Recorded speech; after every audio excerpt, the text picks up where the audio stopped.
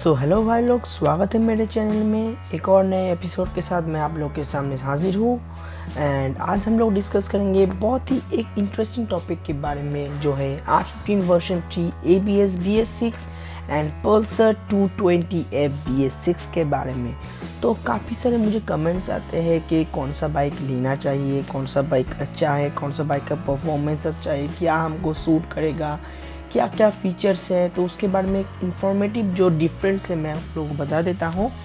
तो आप लोगों में से काफ़ी सारे लोग ऐसे होंगे जिसको पल्सर 220 बहुत ज़्यादा पसंद है एंड कोई ऐसे भी लोग होंगे जिसको R15 वर्जन 3 का डिज़ाइन पसंद है। तो चलिए चलते हैं वीडियो में चलते हैं। तो सेपरेटली मैं 1 बाय 1 स्पेसिफिकेशन बताऊंगा एंड उसके बाद मैं बता दूंगा कि कौन सा बाइक आपको लेना चाहिए। एंड अगर आप लोगों को कोई जानकारी है तो आप मुझे कमेंट बॉक्स में कमेंट कीजिए। तो चलिए चलते हैं वीडियो में। तो सबसे पहले स्टार्ट करते हैं इंजन के बारे में। तो पहले स्टार्ट करते हैं R15 वर्जन 3 के बारे में।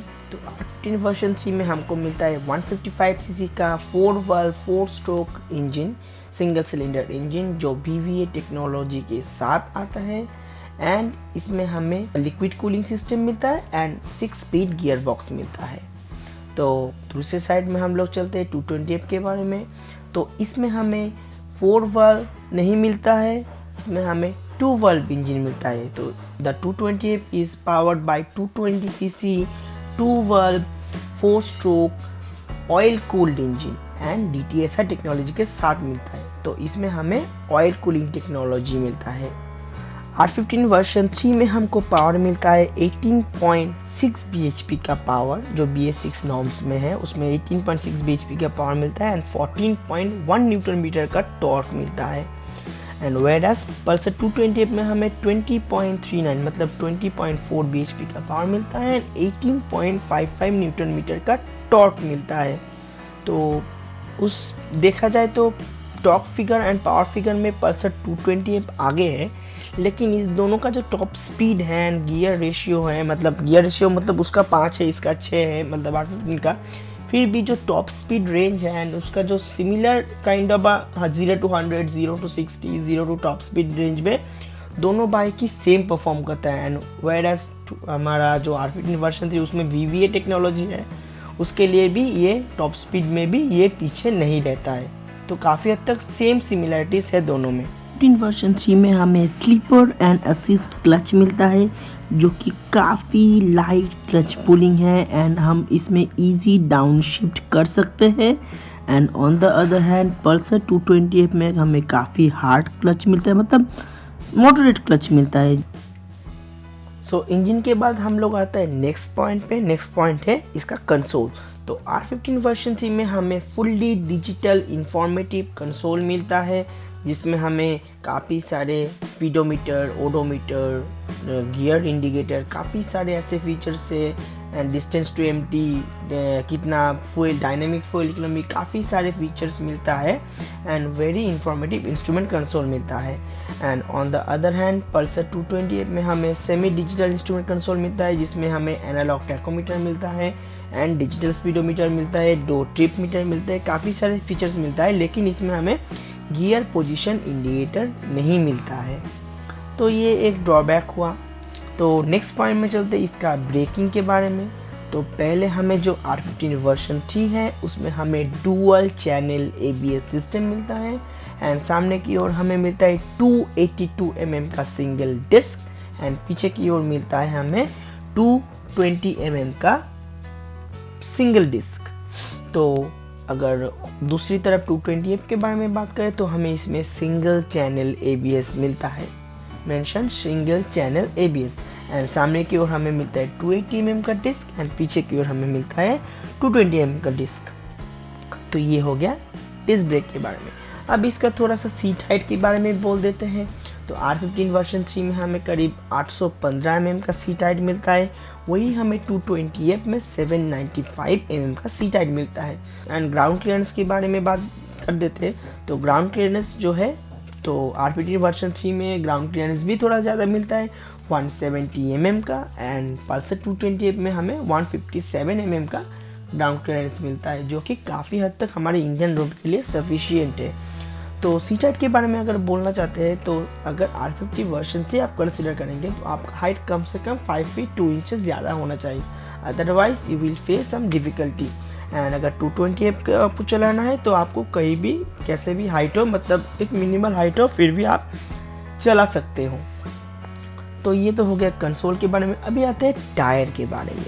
तो R15 वर्जन 3 में हमें काफ़ी वाइड टायर मिलता है। हमें सामने की ओर मिलता है 100 सेक्शन का टायर एंड पीछे की ओर हमें मिलता है 140 सेक्शन का टायर, जिसमें पीछे वाला जो है रेडियल ट्यूबलेस टायर मिलता है।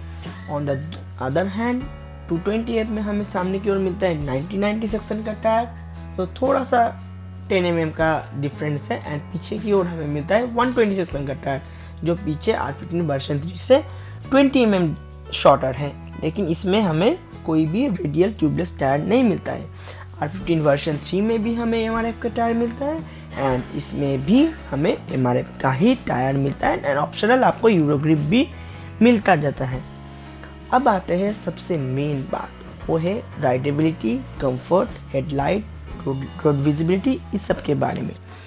तो अगर राइडेबिलिटी की बात करें तो R15 version 3 it's a properly sport bike, and whereas the 228 is coming in the segment of sports tourer, you can say sports touring category।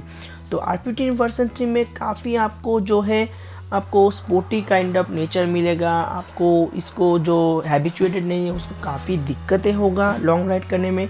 On the other hand 228 में आपको काफ़ी थोड़ा बहुत अपराइट पोजीशन मिलेगा, स्पोर्ट्स टूरिंग जैसा होता है।